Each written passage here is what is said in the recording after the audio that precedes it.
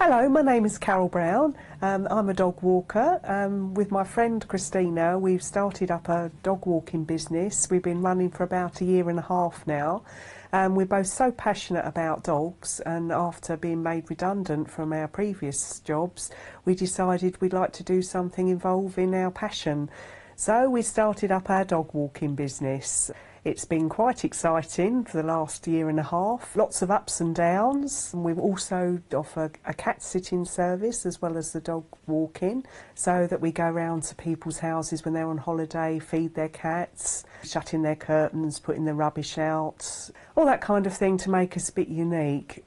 One of our strongest points is we offer an individual, one dog at a time walking. We thought about how we'd like our dogs to be walked, and that is ideally one dog from a household, or if there's two dogs from the same household, we'll walk the dogs together. But we didn't really want to walk a pack of dogs at a time because we don't really agree with that principle. We want to give dogs their individual attention, to reassure owners that we will give their dogs the best attention we can. To start with, things were a little slow. We did a lot of leaflet dropping. We went round to local vets to make ourselves known in the area. Word of mouth is very important. But the clients we've had have all given us really good recommendations. We haven't actually lost any clients apart from one client that actually moved away, and another client that actually got made redundant but said she would have us back as soon as she got another job. So we've always been quite successful in that respect, although we would like a few more customers. My name's Christina Reid. I work alongside Carol here. We work under the name Out in All Weather, which was one I thought up simply because I thought that's, as a dog walker, what you do. We go out in all weather.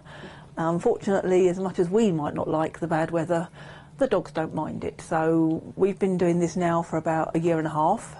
It can be a bit quiet, but we're getting there. We offer a one-to-one consultation before we take on any clients, in which we will go round to the customer's house to get to meet them and their pets, and obviously to make sure that we can handle the dog. We'll make sure we get contact details, vet's details, just in case of any untoward incidents. You never know with dealing with dogs what can happen, so we want to make sure we've got all the information to hand. We'll ask questions about where do you normally walk your dog, how long do you walk the dog for, what do you want us to do, so we get as much information from the customers as possible. Sometimes we'll even go out on a walk with the customer if they feel that they've got issues with their dog. So they've come out with us.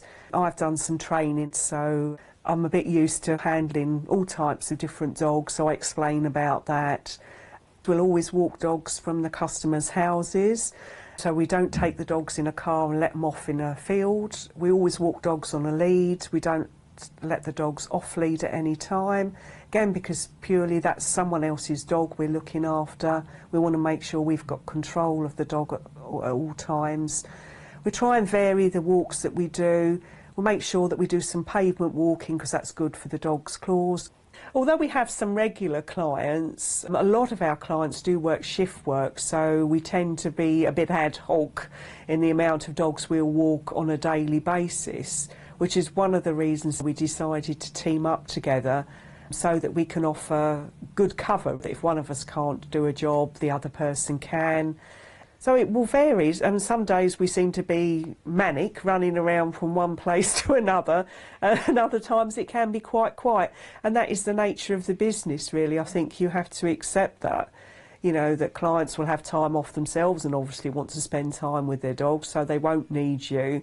And again, it's part of our service that we will allow regular clients to cancel and we won't charge them for that. And a couple of people are very appreciative of that because they've got busy lives and unpredictable lives themselves. So that's again why we try and offer that unique service, because we're aware that some dog walkers out there will charge a cancellation fee. We tend not to. As well as being a dog walker, I'm responsible for doing the website. I've designed it and I update it myself. There's quite a lot of photographs on there which I've taken myself. I also do the leaflets, so I design any leaflets. We've just got a new one that we're going to hopefully be getting out soon. We do try and have sort of regular business meetings, and we sort of thrash out anything that we need to. Generally, there aren't any qualifications in becoming a dog walker, although I would suggest that maybe there's certain things you could do. If you've not got much experience of walking dogs, then I would advise you to go to and help out a local rescue centre, so you get experience of walking other types of dogs. You may think, oh, I've got my own dog, you know, a Labrador or a poodle, and I'm happy at walking that particular dog. But it's quite different if you're used to walking large dogs to take on a small dog and vice versa. I have got some qualifications. I have taken some dog training courses, also a canine first aid course, which again I think is quite useful because you never know when something's going to happen. I have one regular client. She's a disabled lady. She wanted to get a dog but had to make sure that she had somebody that could walk it for her. And that was actually a requirement from the homing place. They would not let her have the dog until they knew that she had got a dog walker, so she got in contact with us. I've become, I suppose, in a way, a companion as well to her. When I'm there, she likes to have a talk to me. I've posted things for her. I got her a puppy today, so it's little things that we do extra. I've helped before if the dog needs going to the vets, then I actually go with her. It's just little things like that that I think have set us aside because we do the extras. We try to make sure that it's not just about the walking, it's making sure the dog's happy, that they've got water. If we think there's anything wrong, we will ring the owner and let them know. The one thing with being a dog walker is that you obviously do have the weather. I have to say, I think for most of our cases, most of the dogs that we walk are like us. They like being out, they don't mind any weather. But obviously you do get the odd dog or the odd owner that thinks that because it's raining, their dog doesn't want to go out. So you do get the occasional time when somebody will, I don't think my dog wants to go out in the rain. You think, well, let's put a lead on it and see if it's going to happen. And I think you'll find that most dogs will quite happily go out into the rain. It's the humans that don't like it. But other ups and downs, I suppose the other thing is that it is quiet at the moment. We are finding there's a lot of dog walkers in the area. We build up a client base and then we found that one of them has just moved away, and that was a dog that I walked quite regularly. So it's a hole in a way. I enjoyed that walking that dog, and suddenly you haven't got it anymore, and I feel quite sad really. I feel like a member of the family's gone away. So that's a bit of a down. You build up a sort of relationship with them, which is quite sad really when you suddenly find that you can't walk them again. Luckily we haven't lost any dogs, but unfortunately when we get to older dogs, something's going to happen and you're not going to be able to walk them. So that side of it we haven't dealt with yet, but I'm sure that'll be something that'll be quite sad when we come across. Apart from that, upside of it is the health benefits for us and for the dogs obviously, but I do enjoy it. I find that I don't have as many colds as the rest of my family. I think because I'm out in the fresh air, you do tend to find that you keep yourself a lot more fitter, a lot healthier. So that is a definite upside. I like it because I can go out into a field with a dog, and I think that is wonderful. I can think all the things I do, and I absolutely love it. I think that, to me, is one of the upsides of it, is especially if you're having a bad day, when you're out with the dog, it's so uplifting and it makes me feel so much happier. I wouldn't want to go back to sitting in an office. I don't think I could do that now. I just want to be outside with the dogs. Another advantage of being a dog walker is that it fits in really well with me for the school day. Both Carol and I have dogs. We both realise that our dogs are both getting on and they don't need as much walking as they used to, so we both enjoy walking and felt that although we can still give the time to our dogs, we can also now give longer walks to other dogs as well. People seem to think that being a dog walker is going to be nice and easy.